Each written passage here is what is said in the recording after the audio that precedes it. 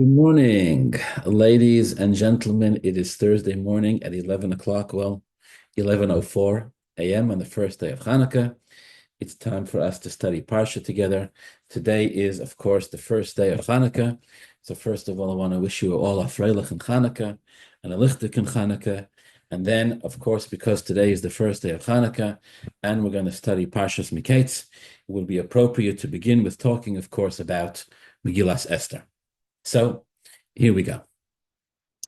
There's a passage in Perek Daled of Megillas Esther where the Torah tells us that Mordechai is there in torn garments. Perek Daled, he's in torn garments. He's walking in the streets. He's crying a loud, great, and bitter cry, and he comes to the Shara Melech. He comes to the gates of the king's palace. He cannot go any further because he's wearing sackcloth. And Ein Lavoy El Shara Melech, you cannot go further through the gates of the king in these garments of sackcloth. And Esther, who's made aware of Mordechai's behavior, doesn't understand. She doesn't know why he's acting this way. She sends messengers to bring him begodim, to bring him clothing, so that he would put them on and remove his sackcloth. But Mordechai refuses to accept this. Okay. So the Torah says that Esther summons an individual. Vatikra Esther lahasoch. The Gemara says very famously, hasoch is Daniel. And she tells him, listen, go to Mordechai and find out what's going on. So he does. Hasoch goes to Mordechai. He goes to the road that's in front of the king's gate. And Mordechai tells him everything, that there's been Rahman al-Islam, a death sentence issued against all the Jews. Mordechai shows Hasoch a copy of the decree issued by Haman, signed with the signet ring of the king. And Mordechai tells Hasoch that he should inform Esther that it's time for Esther to go to the king. In fact, Mordechai says, to command Esther to go to the king and to beg and plead for her people. All right. Hasoch goes and relays Mordechai's words to Esther, and Esther responds to Batomer Esther Lasoch. Esther says, Lasoch, she says, go and tell Mordechai, it's a bad idea for me to go to the king. Everybody knows that if you show up at the king's gate, if you show up at the king without being summoned, it's an automatic capital punishment. It's an automatic death sentence.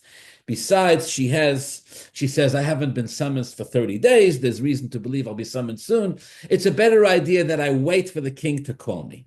Okay. Now here, when Esther's initial refusal to go to Achashverosh is communicated back to Mordechai, the Torah no longer refers to the messenger going back and forth as Hasoch. Instead, it's, quote, Vayagidu leMordechai es divrei Esther. They told Mordechai the words of Esther. They communicate to Mordechai Esther's initial refusal to go to the king and plead on behalf of her people. Again, at this stage, Achashverosh doesn't even know that Esther's Jewish. You all know the story. So the Medrash is fascinated by the fact that all of a sudden, this individual Hasoch is dropped from the conversation. Here he's going back and forth between Mordechai and first from Esther to Mordechai, then Mordechai back to Esther, and now all of a sudden he's dropped. And the Medrash gives the very famous explanation that Haman is watching Hasoch go back and forth.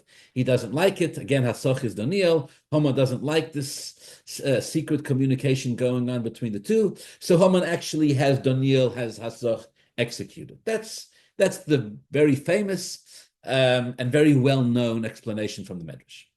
There's another explanation on why it is that Hasoch, is not the one who communicates back to Mordechai Esther's initial refusal to go to the king.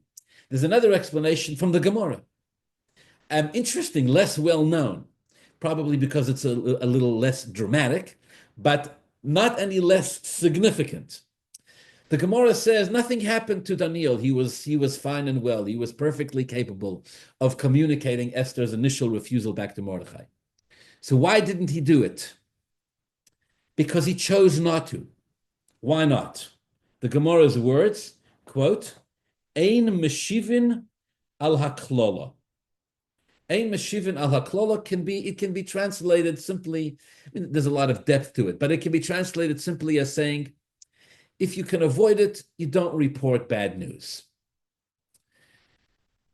Daniel Hasoch didn't want to be the one to communicate back to Mordechai that Esther doesn't want to go to the king and save the people.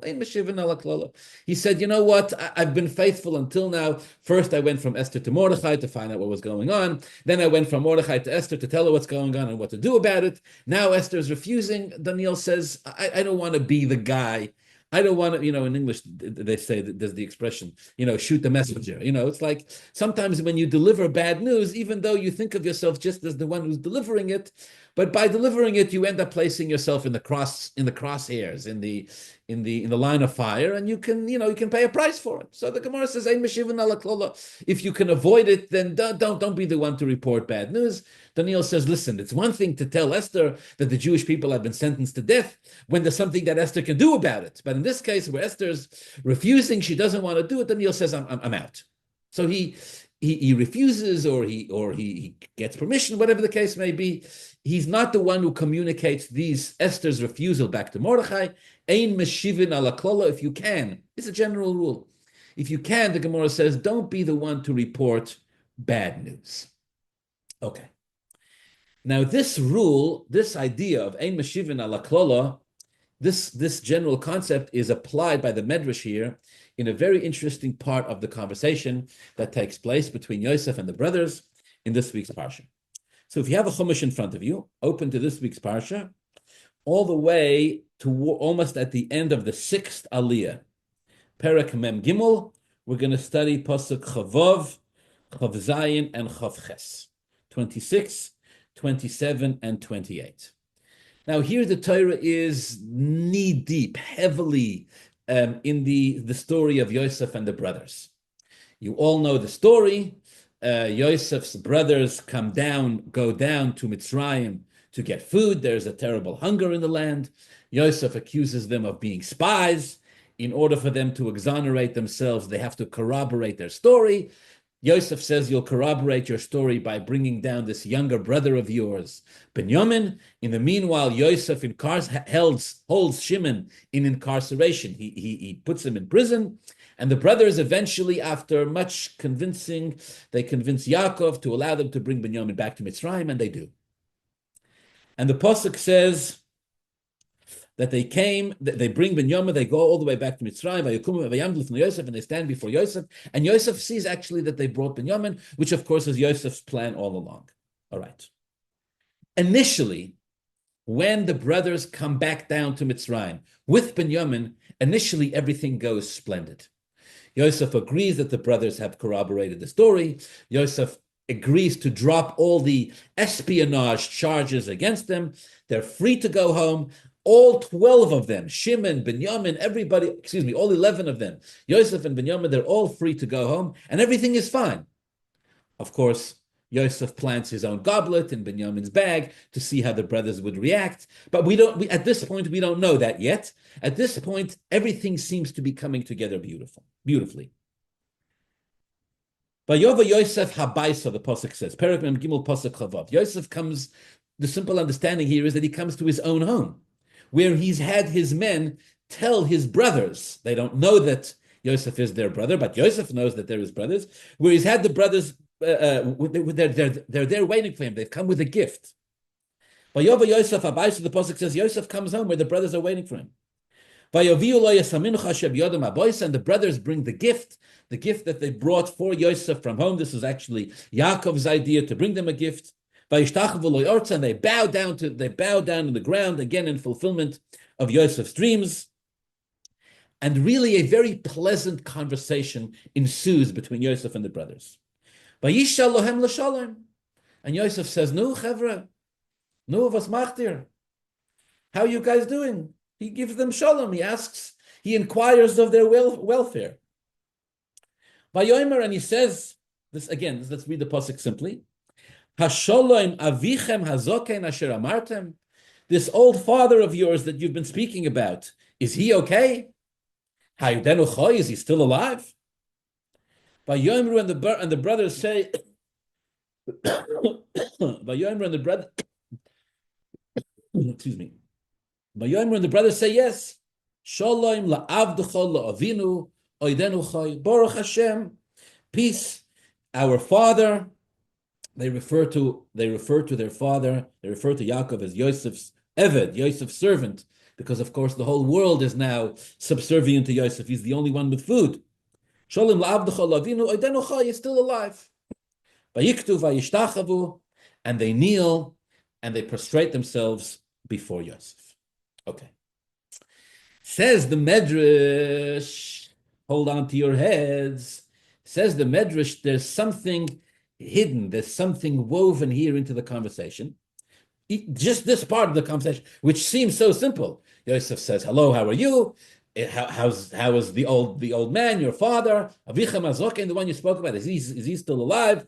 And they say, Baruch Hashem, they say, Shalom, everything is good, the father's alive, and they prostrate themselves. Oh, says the Medrash, slow down. There's another part to the conversation which is sort of subtly hidden here, like a thread kind of woven through, which if you're not paying attention, the Medrash says you can miss it, but is incredibly significant. What happens, says the Medrash calls our attention to these words, Yosef's words. Again, Possuk of Zion. Vayishal lohem l'shalom, Yosef inquires of their welfare. Vayomer, and he says, quote, Hashalom avichem hazoken asher amartem, is there peace with your elderly father of whom you spoke? Ha'oidenu chai, is he still alive? Now, it's a strange thing to say. It's a strange way to word what Yosef is saying. He seems to be asking two questions. How is your father doing? And is he still alive? Which is weird, right? Because if you ask how someone is doing and you're told they're doing just fine, then obviously it means the person is still alive. So what does Yosef mean here when he says, Hashalom avichem, is your father well? And why does he have to remind them that their father's old? That just seems rude.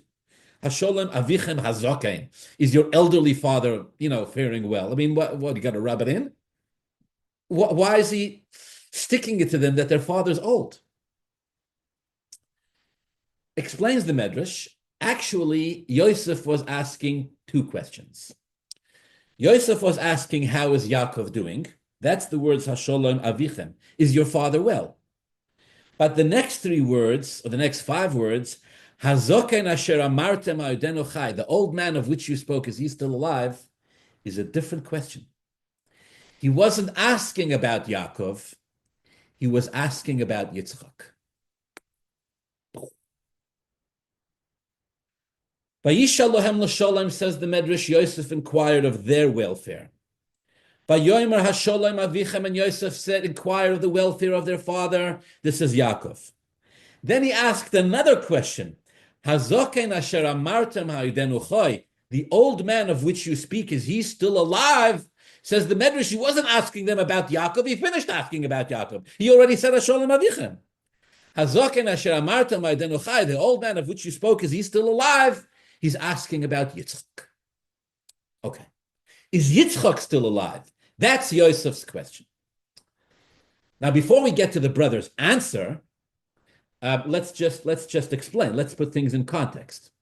At this stage, Yosef has been away from his father, from his family, for just about 22 years. Again, it's about to end, right? When the brothers get up and defend Binyamin, Yosef reveals his identity, and the family is reunited. So it's basically around 22 years, which means Yosef is around 37. Yosef is around 39 at this stage. He was sold into slavery when he was 17. It's 22 years later. Now, when Yosef was sold into slavery at 17, Yitzchok, Yosef's grandfather, was very much still alive. In fact, he was exactly 168 years old.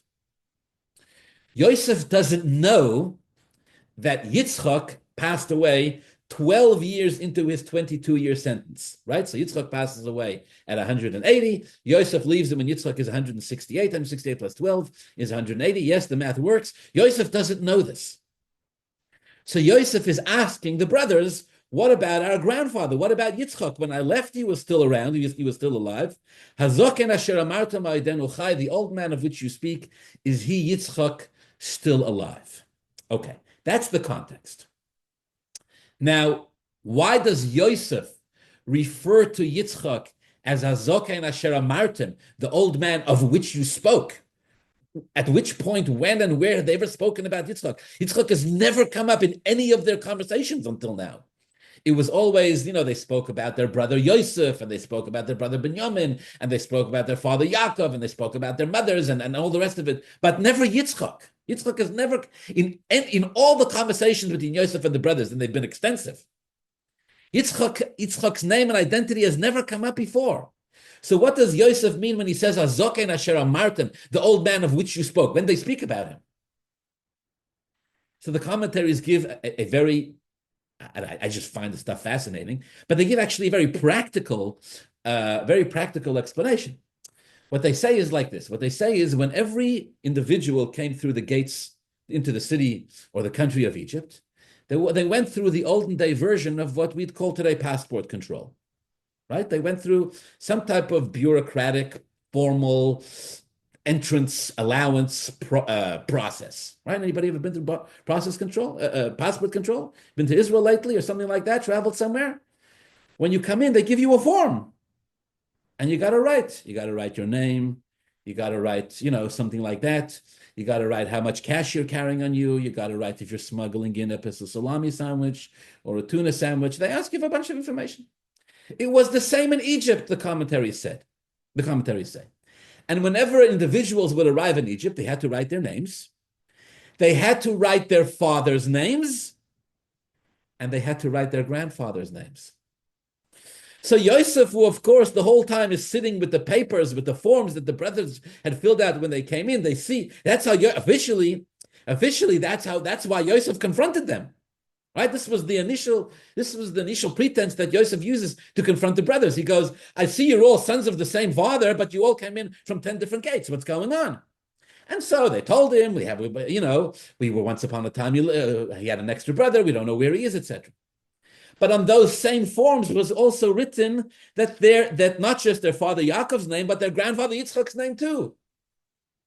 So at this point, says the Medrash, Yosef says, wait a second, we never found out about this Hazoken Asher Amartem, this old man that you speak of, your grandfather, is he still alive?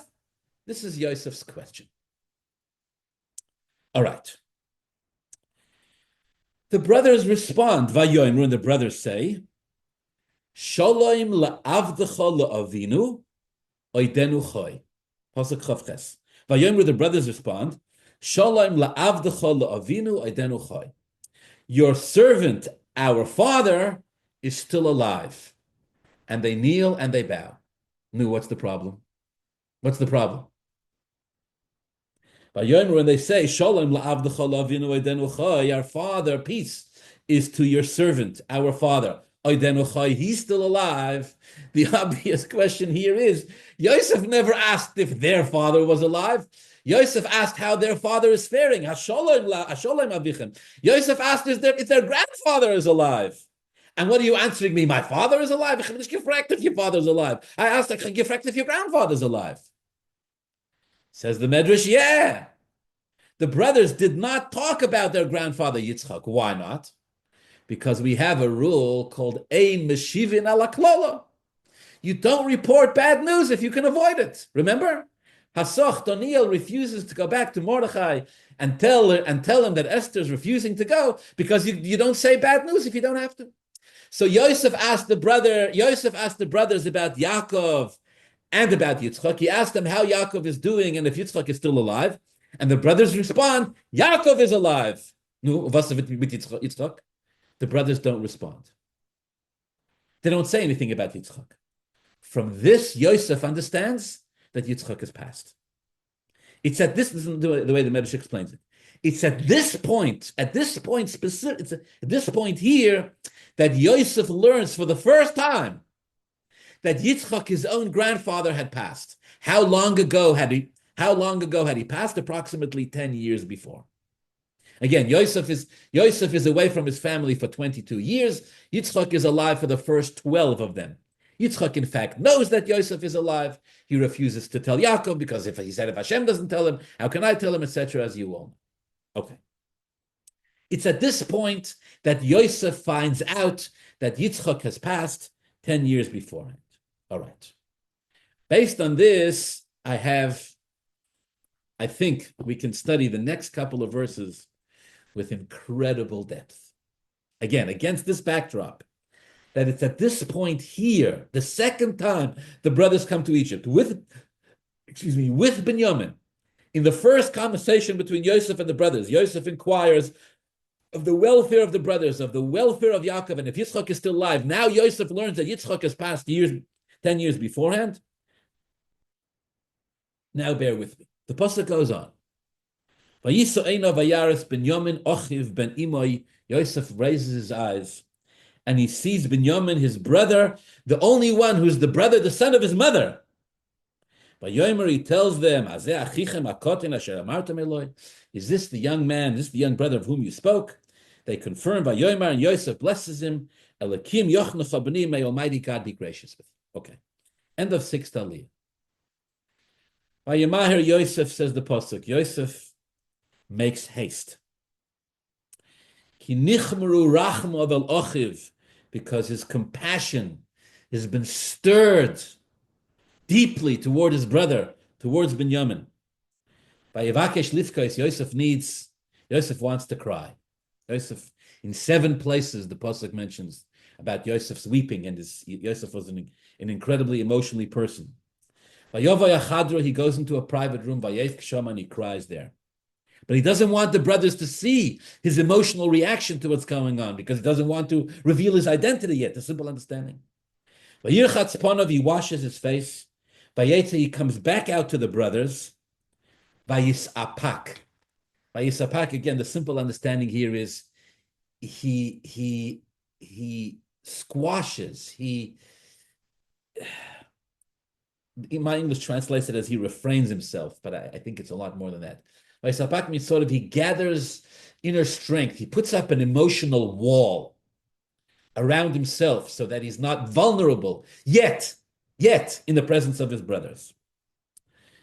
And he says, he tells his people, place bread, and they put down the bread, and they eat, and they drink, and they celebrate, and basically the brothers eventually go off on their way.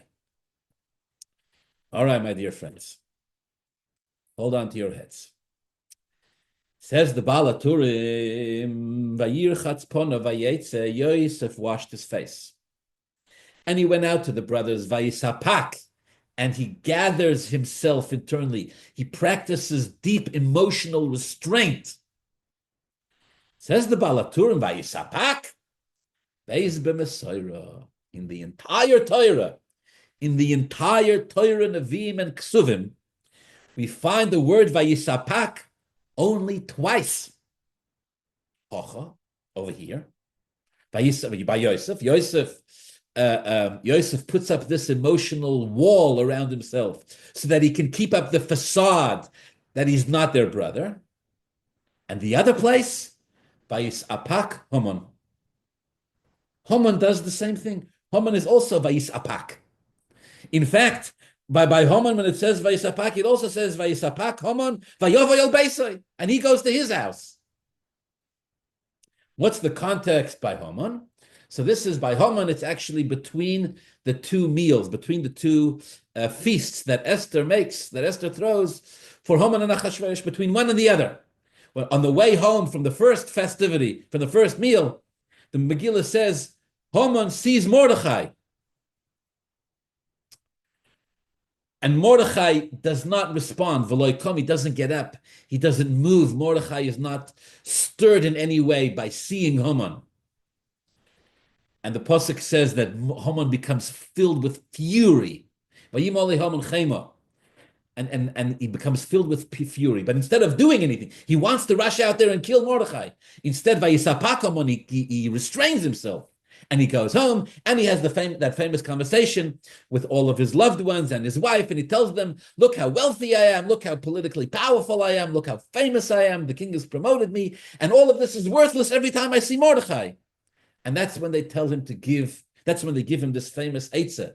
They tell him, build a gallows and go to the king and get permission and hang Mordechai, etc. All right.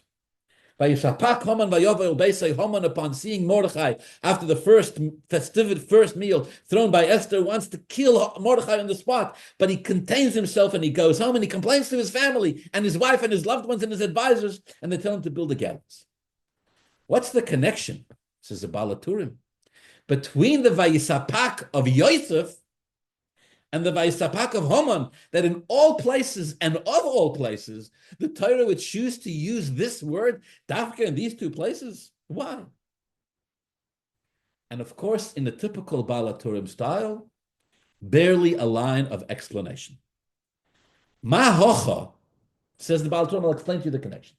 Ma hocha, tchilot tsar, v'soifai simcha, kishehoidiyam shehu Yosef. Just like over here, at first, the brothers were in great pain.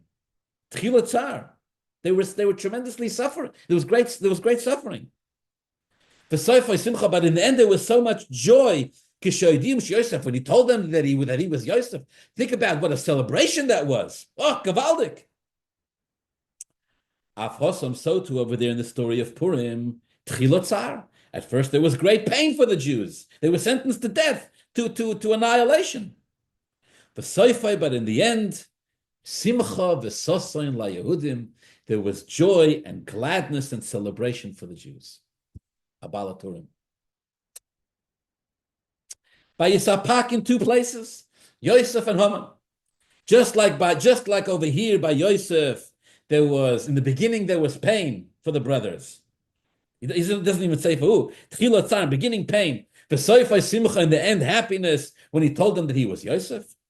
So too over there in the story of Purim, in the beginning there was pain. In the end, simcha v'sosen la Yehudim, happiness and joy and gladness for the Jews. Now, if you just read and translate the words, what he's saying is, again, if you just sort of look at it superficially, very arbitrary, right? Well, you're going to look, the story has, like every good story, the story has a moment of fear, the story has a moment of vulnerability, the story has, there's a moment of real fear or pain, but Baruch Hashem, everything ends well, right? Yosef tells them, it's me, I'm Yosef, and the brothers are probably pretty relieved, like, whoa. Well, thank God for that, right? And so it is with the story of Purim. At first, the Jews are initially sentenced to death. Baruch Hashem, in the end, it's V'napoichu, and the Jews emerge victorious, and Haman and his 10 sons are hanging from the gallows. Baruch Hashem, Baruch Hashem, Baruch Hashem. Okay. Obviously, that's not what the Baal HaTurim really, that's obviously not all he means, because, we're not lacking stories in Torah where there was a moment of fear and vulnerability and later on a moment of relief and joy. This is pretty much the story of our lives and of our existence every single day. So years ago when I studied this, I thought, well, maybe what the Baal HaTurim means is this. Maybe what he means is something a little deeper. Here's the way I understood it years ago.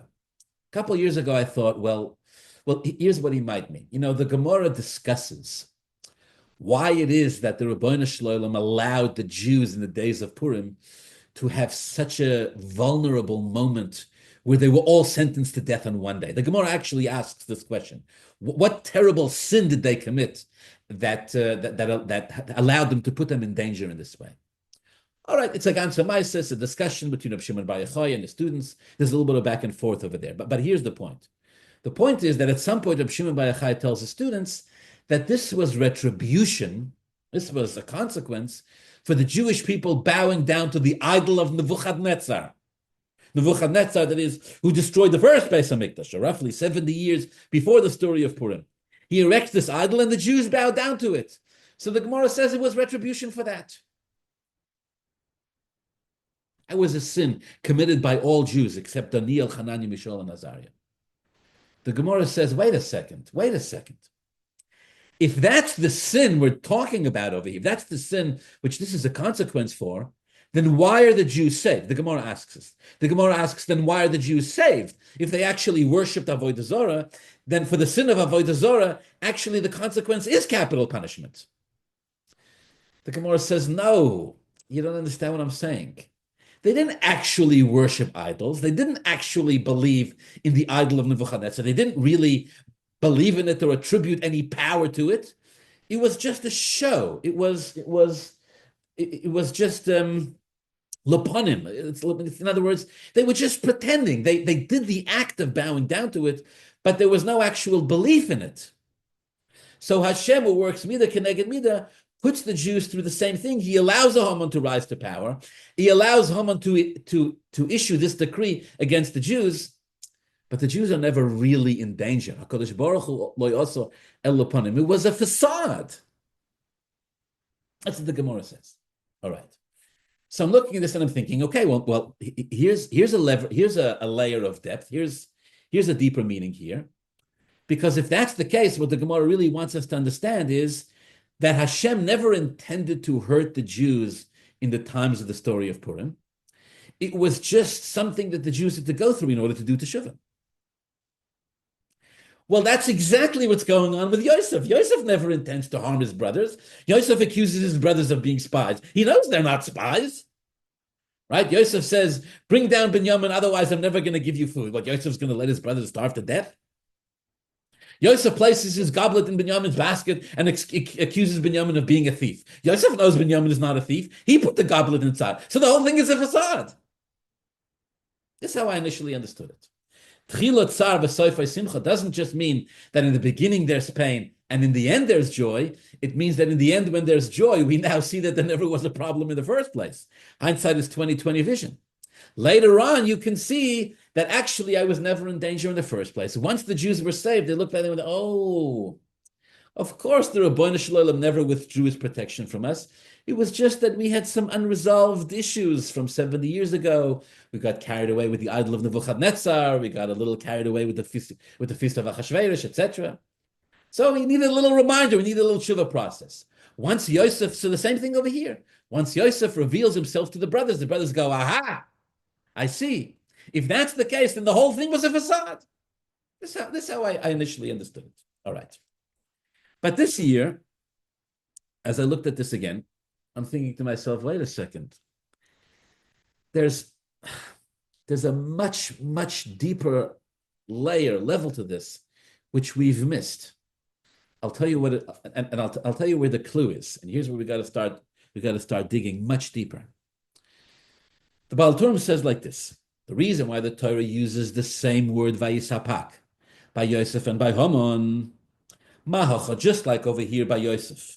Tchilot tzara, initially there's pain, and in the end there's joy. V'soifai simcha kishehoidiyam shehu Yosef. When he informed them that he is Yosef. When he informed that there was Yosef, there was simcha, there was joy, says the Baal Turim. So too with Purim. In the beginning, the Jews were in pain. In the end, there was simcha v'sasan la Yehudim. He quotes a Possuk in Megillah Esther, simcha v'sasan la Yehudim. Here there's a ripping bomb of a question. Ripping bomb. To the best of my limited knowledge, the Torah does not say anywhere, after Yosef revealed himself to the brothers, that there was joy. I challenge you. I challenged myself. I looked, I can't find it. When Yosef revealed himself to the brothers and says, Ani Yosef, we read about it in next week's Parsha, right? The Possuk says the brothers were frightened. They couldn't talk. They were ashamed. They didn't know where to bury themselves. They were humiliated. They were remorseful. Till their dying days, the brothers and Yosef seem to be struggling with their past. In fact, the commentaries argue if Yaakov even ever found out the real truth of how Yosef ended up in Mitzrayim. According to many, if Yaakov ever found out the real truth of how Yosef ended up in Mitzrayim, according to many, Yaakov never found out because they were afraid that if he did find out, he would curse the brothers.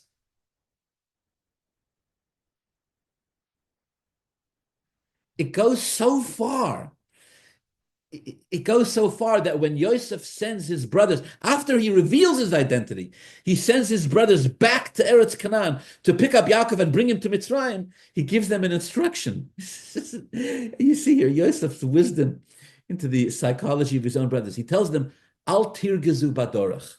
When he sends them back to their father to bring him to Mitzrayim, he tells them, Al tirgezu badorach.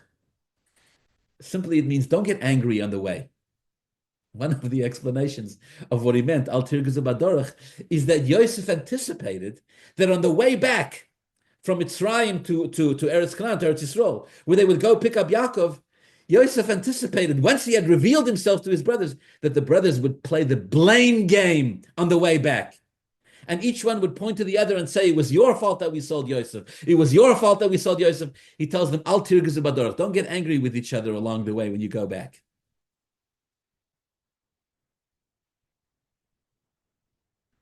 In the story of Megillah Esther, of course, the Torah says there was oira, v'simcha, v'sosin, there was light and joy and gladness. It was amazing. Over there, the Torah writes it explicitly. Over here in the story of Yosef, I don't know.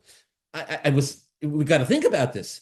I don't believe the Baal HaTurim means simcha, joy in the literal sense, at least not in the Possuk. The Possuk doesn't say anywhere. The Possuk doesn't attribute the emotion of joy. Anywhere in the story of the healing, of the bringing together of Yosef's family, I looked, I couldn't find it. The word simcha does not appear once. The closest you have, it says, "Vatachi ruach Yaakov avim," the spirit of Yaakov comes back to life. Okay. By the way, after that, he still tells Pharaoh that his 130 years have been ma'at v'roim, have been few and evil. Difficult, painful. He has 17 good years, but not once does the Torah say that he was in simcha, and even that's just Yaakov. So this needs to be understood. What does he mean when he says simcha? The Baal HaTurim. When he revealed himself to the brothers that he's Yosef, now all of a sudden there's joy. What type of joy is he talking about? And then he's saying, just like there was joy over here, so too there was joy by Megillah Esther. In Megillah Esther, the Torah says there was joy. Here, the Torah doesn't say there was joy. Just like the Baal HaTurim is saying the other way around. Just like there was joy over here, so too there was joy. If he had said it the other way around, it would be easier to understand. Just like there was joy in the story of Purim, so too there was happiness here too. All right. That would be easier to understand. In other words, in that case, Baal HaTurim would be saying, we learn from the story of Purim that there was happiness and there was simcha in Yosef's family too. He says it the exact opposite. We learn from Yosef that just like there's simcha over here, so too there's happiness over there as well. Okay, I got 15 minutes approximately. I have a perspective I want to share with you on this. The perspective is my own, so if you don't like it, if you don't agree with it, you are more than welcome to give a perspective of your own. Here it goes.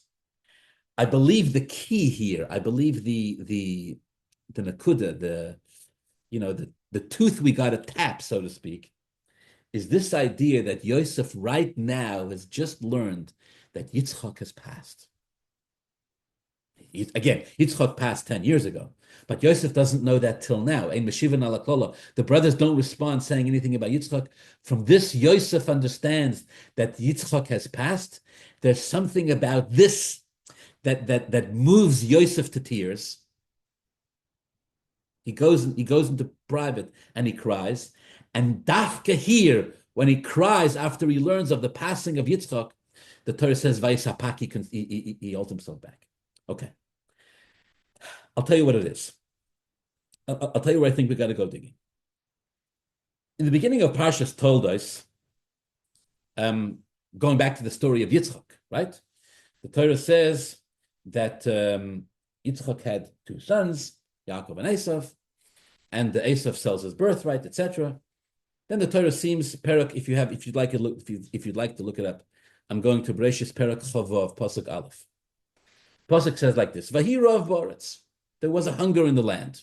This is Yitzchok is in Eretz Yisrael. There's a hunger in the land. I don't want to get into that. Basoddeh. Vayero il Possuk Perek Chavav Possuk Beis. Vayero Elav Hashem. Hashem appears to Yitzchok. Vayomer, and he tells Yitzchok, Al Teired Mitzrayim. Hashem tells Yitzchok, don't go down to Mitzrayim. Shchoin ba'oretz asher oymar alecha. Stay here in Eretz Yisrael. Again, this is the simple meaning of the pasuk. What's going on? Rashi explains, Yitzchok thought that just like Avraham went to Mitzrayim when there was a hunger in his days, so too now Yitzchok says, I should go down to just like Avraham went to Egypt when there was a hunger in his days, so too Yitzchok says, maybe I should go to Egypt when there's a hunger in my days. Omar lo, Hashem tells Yitzchok, Al teired Mitzrayim. Hashem says, no, don't go down to Mitzrayim. Why not? Listen to the words of Rashi. Hashem tells Yitzchok, don't go down to Mitzrayim. Why not? Sha'ata oila tmima. Sha'ata oila tmima. You are a burnt offering. You are a completely consumed, a perfect korban and sacrifice to Hashem. Ve'ein chutz la'oretz kedai lecha.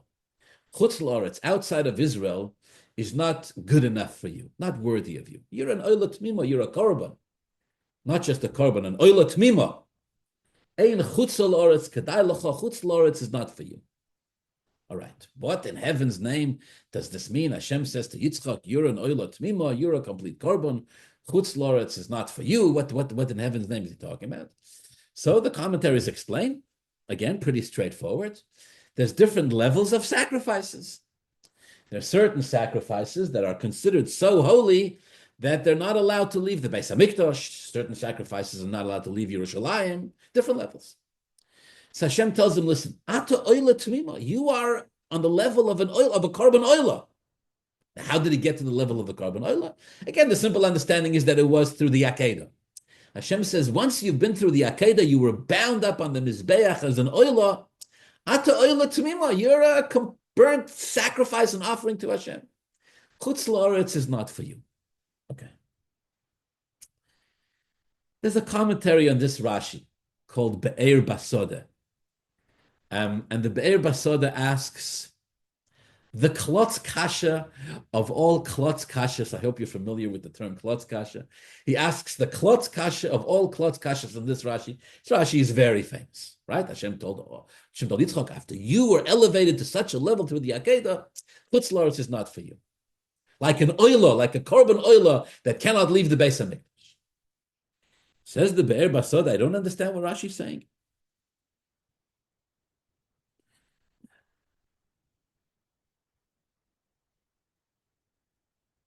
I don't understand what Rashi's saying. This rule that a korban oila cannot leave, this rule that the korban oila cannot leave the Beis HaMikdash, right? This rule is only after the korban oila was sacrificed. As long as the animal is still alive, even if it's designated to be a korban oila, the animal can go wherever it wants. At this point, it's still alive. Doesn't become disqualified. The animal, the living, before it sacrifices a korban oila, doesn't become invalidated while it's still alive. It can go wherever it wants. Once it's shechted, once it's slaughtered, once it's offered up to a korban, then it has all of the restrictions of where it can go, where it can't. But as long as it's still alive, it can go anywhere it wants. So what does the Rabbeinu Shalom mean in telling Yitzchok, Ata oila tmima, you're a perfect oila, and you can't go to chutz la'oretz? In the meanwhile, Yitzchok is still alive. As long as he's alive, he can go wherever he wants. And the answer that he gives the Be'er Basoddeh is just, it's gorgeous. He gives, the answer is a diamond. This is what I want. I have to read the words. The Kvar Omer Razal, Yeshlemer, he says we can answer the question like this. Kvar Omer Razal, our rabbi said, quote, there's an opinion that says true. Avram didn't do anything to Yitzchok on the Akedah. All he did was tie him up. That's it. That's all he did. Hashem said, don't, al tishlach yodcha, al tas loim, nothing. But there's an opinion in the Razal that says, his soul still left his body. In fact, there's an opinion that says that his soul left his body, and he was burnt as a sacrifice on the Mizbeach. And then what happened? HaKadosh Baruch Hu brought tal tchiyah, brought a dew, revived him, brought him back to life, and restored him. Says the Be'er Basoddeh, although he came back to life, nevertheless, Yesh Din, Yitzchok has the halacha of Besar Oila La'achar Shchita, the flesh of a korban oila after it's been sacrificed. Shenifsal b'yoytza, that it becomes, and you cannot take it out of the Beis Hamikdash. Don't tell me, says the Be'er Basoddeh, don't tell me that Yitzchok is still alive. Yitzchok, when Rashi says that Yitzchok was an oila tmima, doesn't just mean symbolically he was as holy as an oila tmima, because even a holy oila tmima can go wherever he wants as long as he's alive. What it means is he is besar oila, the words, besar oila la'achar shchita. According to the opinion that Yitzchok died on the Mizbeach and by the Akedah, even as he lived, he had the halacha of besar oila, of oila flesh, of the flesh of a korban, la'achar shchita, after it had been shechted. Of course, he wasn't shechted, at least not by Avraham Avinu, but his soul had left his body. He had experienced spiritual shchita, spiritual elevation. Ein v'shochat elu moshach, says the Gemara. It means shchita on a deeper level means elevating the soul. So he was actually a korban oil, restored to life miraculously by Hashem, granted. But at that point, besar oil. Okay, this I think this is unbelievable, and that's why Hashem told him you cannot go out of Eretz Yisrael. All right, now let's keep thinking. Again, this is my humble insight. If you don't like it, I'm going out on a limb here. All right, I think we can draw a fascinating comparison. The fascinating comparison is, there's a halacha. The Rambam actually brings this without getting lost into too many details here. What's the halacha? The Rambam brings it from the Gemara. It's called the halacha of ben pekoya. And it has to do with a scenario where a cow is given a kosher shchita, given a kosher halachic slaughtering, and the cow has a fully developed calf in its womb. And after shchita, the calf is removed from the womb, and the calf is, a regular living calf. And it's given whatever nutrients it needs and all the rest of it. And it grows up to be a regular cow. The Rambam paskins from the Gemara that this cow, that this fetus that was born, that came into the world after it was inside its mother's womb, at the time that its mother experienced shchita, this living cow does not need to be shechted in its own right. The words of the Rambam, shchitas imoy metaharosoi, the shchita that it went through, while it was still inside its mother's womb, the shchita of the mother purifies, so to speak, is considered shchita on the calf as well. So even if the calf is walking and grazing and living for years, that calf, even as it grows up, in order to be eaten, does not need shchita.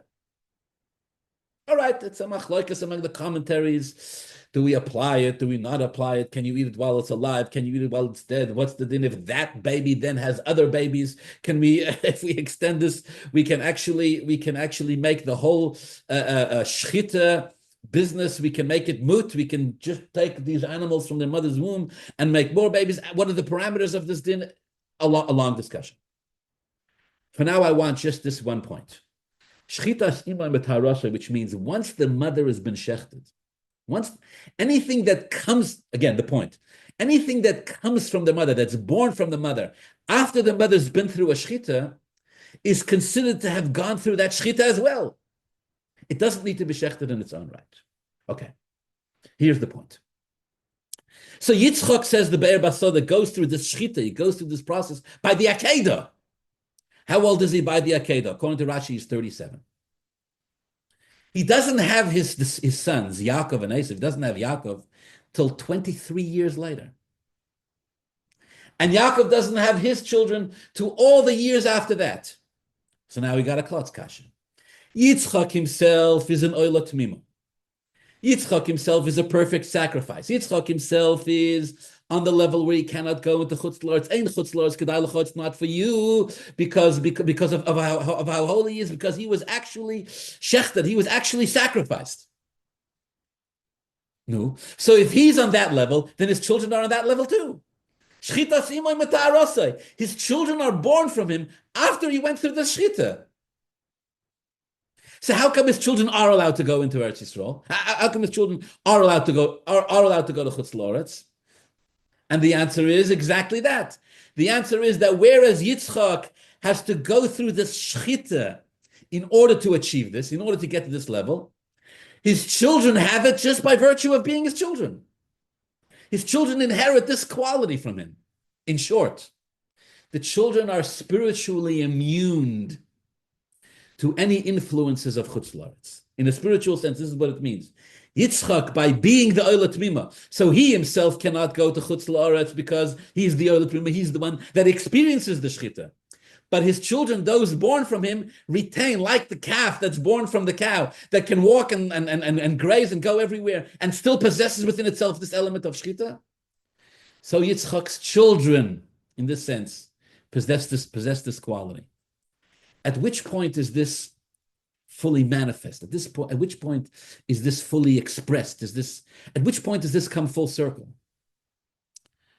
When Yitzchok himself finally passes. At the age of 180, Yitzchok's passing wasn't tragic. Yitzchok lived longer than any of the other Avos. He had accomplished, his life wasn't cut short. Actually, the Medrash says all the Avos were supposed to live till 180. In the end, it's only Yitzchok who does. When Yitzchok passes at 180, Yosef sees the closing of a full circle here.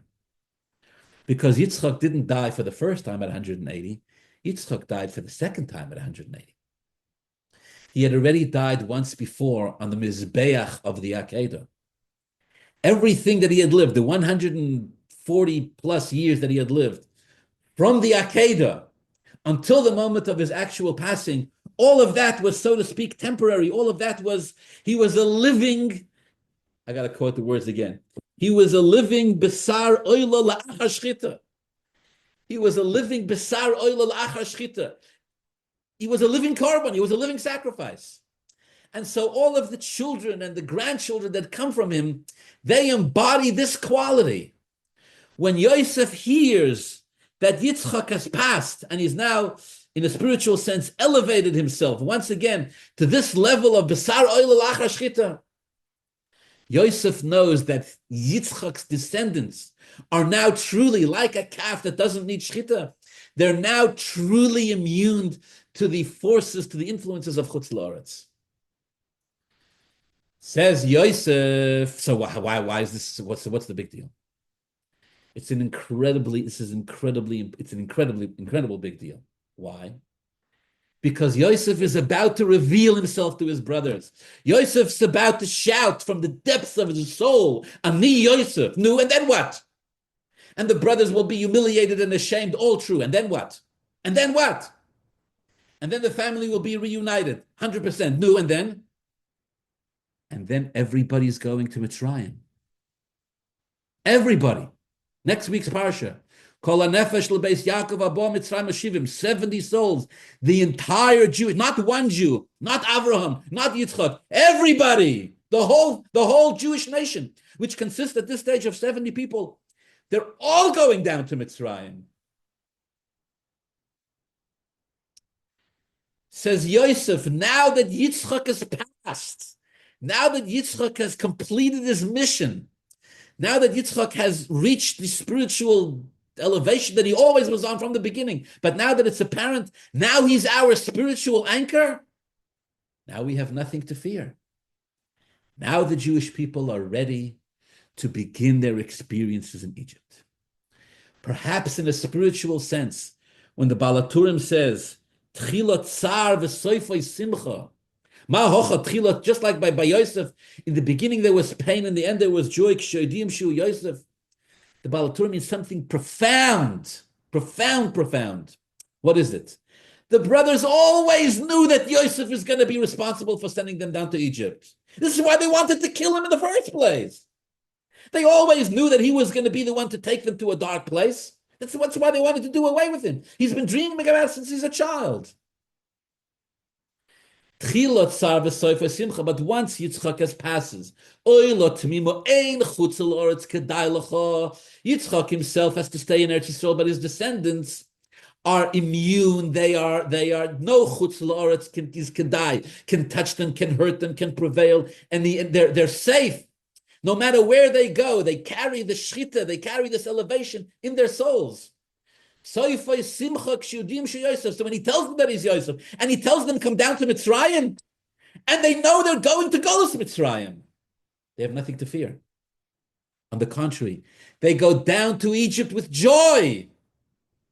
They say whatever it is we have to face will be successful and will persevere and will emerge victorious. Says the Balaturim, we see this in the word Vayisapak. What's Vayisapak? Vayisapak means you gather inner strength from deep within your soul. Yosef hears that Yitzchok has passed, his grandfather. Ein meshivin ala klola. It's not negative. It's not bad news. Of course, it's sad that Yitzchok has passed, but in Yitzchok's case particularly, he was always a besar oil al from the beginning. From Yosef says, now we carry this quality within ourselves. When he told them that he's Yosef, he didn't just tell them that he was Yosef biologically. He told them that now they have nothing to fear from going to Mitzrayim. They possess all of these qualities within their souls. And the brothers embraced this with simcha, with happiness, meaning to say, with a sense of confidence that they can fulfill this mission successfully. Says the Balaturim, so it is in every single generation, as we see in the days of Purim. When the Jews survive, they don't just survive.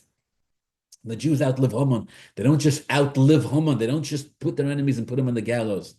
They discover the Vayisapak. They discover the resources of strength that they contain within themselves.